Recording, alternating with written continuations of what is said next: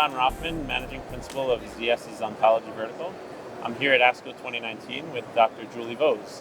Dr. Vose is the head of hematology and oncology at University of Nebraska Medical Center. She also served as a former ASCO president, as well as on the FDA's Biologics Committee and ODAC.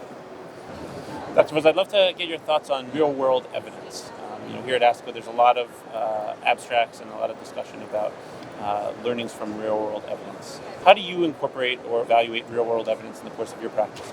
So I think there's two levels there. I think that a lot of the clinical trials are a bit artificial in that the eligibility criteria are purple and pink polka dot patients, and they really don't exist. So one level would be to make sure that the clinical trial eligibility criteria are more real world and that they're actually representative of the patients that we see. So that's being worked upon by ASCO and others to make sure that more patients can be entered on trials that are similar to the patients that actually have the disease. The other part of that is taking real-world evidence of patients that we see in clinic every day and to assess what happens in that patient population once the treatment is actually available. And I think that's very important because the reason I just talked about that a lot of the clinical trials don't have patients in it that actually suffer from that disease. So to be able to take real-world evidence and analyze that and make sure that what we're saying is actually true, I think is very important.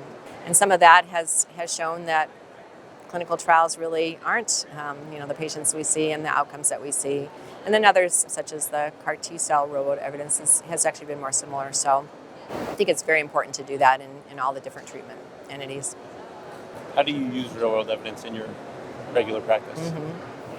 So we definitely analyze the different disease entities and different treatments within our own practice to make sure that what we're saying to patients is correct. And then we also use, of course, real-world evidence that's based upon larger multi-center projects.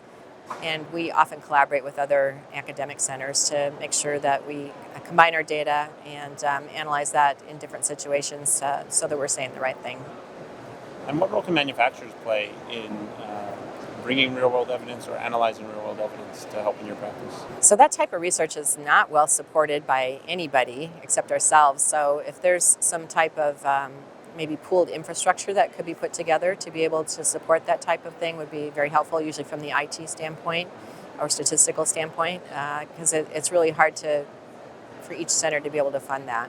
So some way to pool that, to bring it together would be incredibly helpful.